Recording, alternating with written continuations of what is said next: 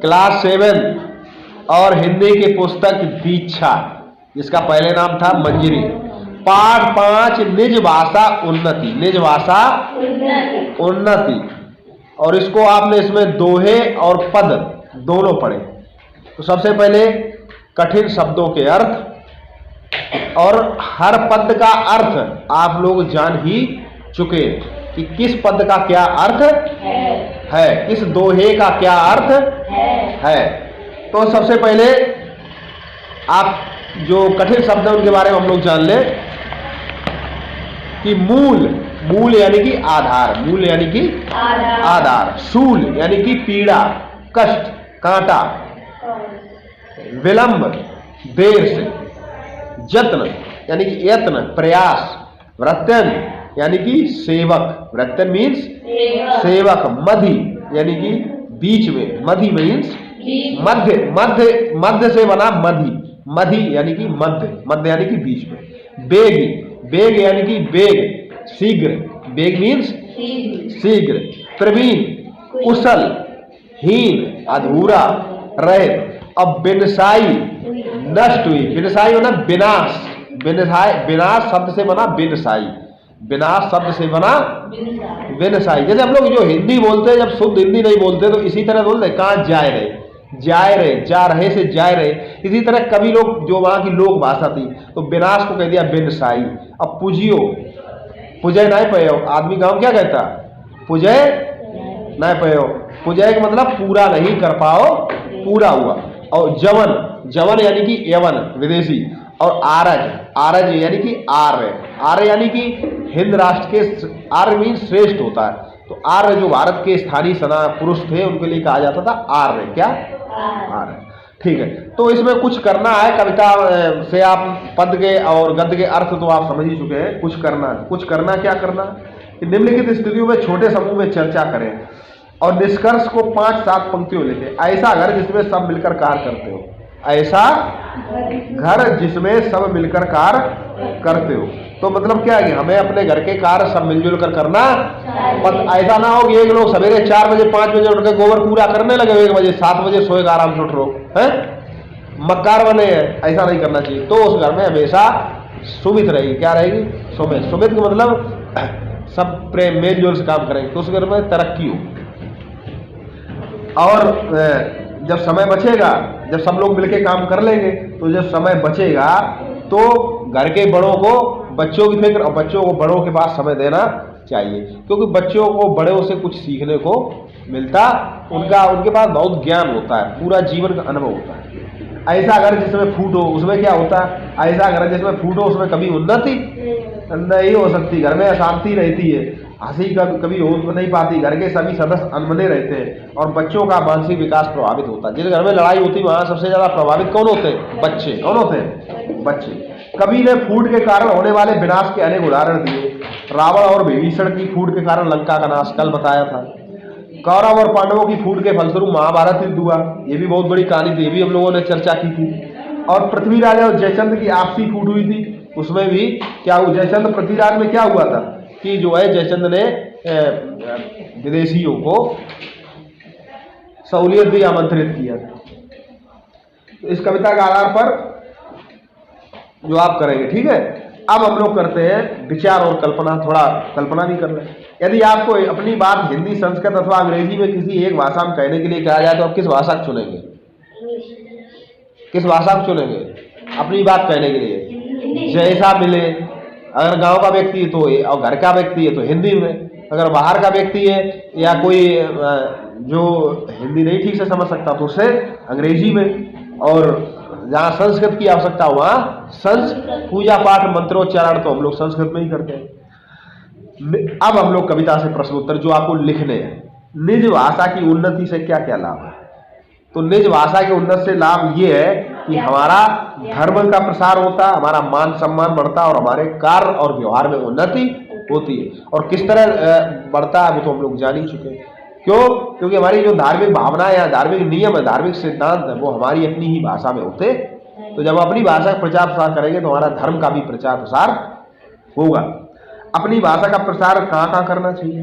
तो सबसे जरूरी है कि सरकारी कामकाज में, अदालत आदि में अपनी भाषा का ही प्रचार प्रसार करना, जैसे वो जनजनी भाषा होती, जिससे कि लोक हितकार लोक निर्णय जन जन तक पहुंच सके। कवि ने अपनी भाषा के अतिरिक्त किसको किसको बढ़ाने की अपील की है? भाषा के अतिरिक्त किसका और प्रचार प्रसार करना? अपने धर्म का, अपने मान सम्मान का, अपनी एकता का, अपनी एकता का। कवि ने महाभारत के युद्ध का क्या कारण बताया? कवि ने महाभारत के युद्ध का कारण बताया कौरव और पांडवों के बीच में आपसी फूट, आपसी मतभेद, आपसी मतभेद, मनभेद सब था, आपसी वैमनस्यता। तो ये आपसी फूट का कारण युद्ध हुआ। निम्नलिखित पंक्तियों का आशय सृष्ट कीजिए। निज भाषा उन्नत अहे सब उन्नत को मूल। इसका क्या अर्थ है? इसका अर्थ ये है कि कवि का अभिप्राय ये है कि निज भाषा के प्रचार प्रसार से ही सब प्रकार की उन्नति, जैसे अपने धर्म की उन्नति, अपने मान सम्मान की उन्नति, अपने कार्य व्यवहार सबकी उन्नति होती। यानी जितनी भी प्रकार की उन्नतियां हैं वो हमारी अपनी भाषा में ही छुपी होती है। दूसरे की भाषा सीख के दूसरे के घर पे खाना खा के साल नहीं कटती। एक दिन दावत हो जाएगी, 2 दिन दावत हो जाएगी, खाना अपने घर का ही खाना पड़ेगा।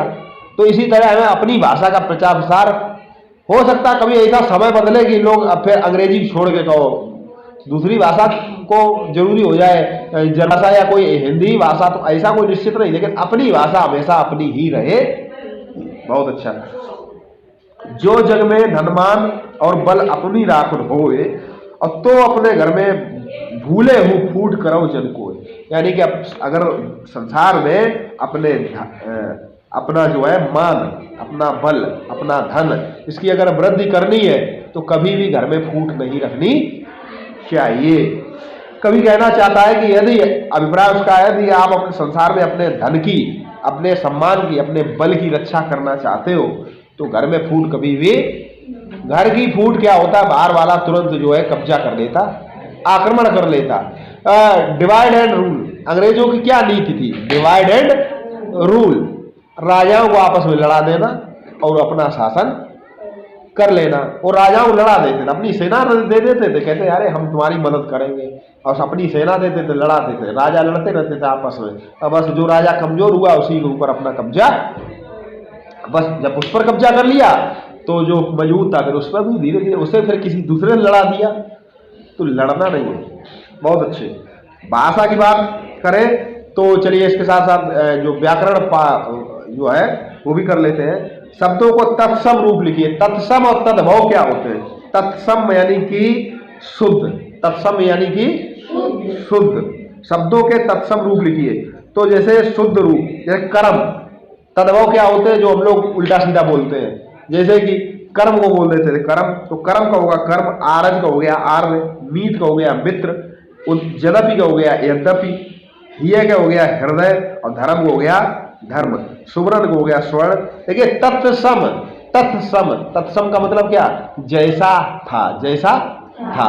और तद्भव क्या होता है कि धीरे धीरे हम उनको तोड़ते रहते, धीरे धीरे उनको तोड़ते रहते हैं, और तोड़ के उनका शब्द कुछ दूसरा हो जाता है। जैसे कि आर्य शब्द था, क्या शब्द था? आर्य। तत्सम वैसा था आर्य। आज भी अगर आर्य बोलते हो तो तत्सम, और तुमने कह दिया आरज तो वो हो गया तद्भव, तद्भव। तो तत्सम तद्भव समझ लीजिए क्या होता है। जैसे कि बहुत से ऐसे शब्द तत्सम के तद्भव, इसमें आपको दिए जल और नीर, जल नीर। हाँ, जल कहने लगे, नीर शब्द था, ठीक है। तत्सम रूप लिखिए। निज भाषा उन्नत है सब उन्नत को मूल, बिन निज भाषा ज्ञान के मिटे न हिय का सूल। तो उपयुक्त पंक्तियों में आए हुए मूल और सूल शब्द तुकांत है। देखिए जब भी कभी कुछ लिखता है दोहे या चौपाई तो तुकांत का विशेष ध्यान रखता है। जैसे दुर्बल को न सताइए जाकी मोटी हाय, और मुई खाल की श्वास सो सार भसम होए जाए। तो ऊपर हाय नीचे जाए, अब पता लगती नीचे लिख दे होए जाए।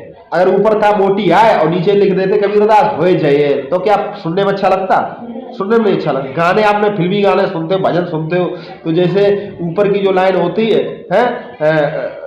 वही शब्द नीचे वाली लाइन के अंत में होती है। इतनी शक्ति हमें देना दाता, मन का विश्वास कमजोर होना। तो ता और ना है, और ऊपर था दाता और नीचे कर देते हुए, तो क्या अच्छा लगता? नहीं। ये होती तो काम। Very good.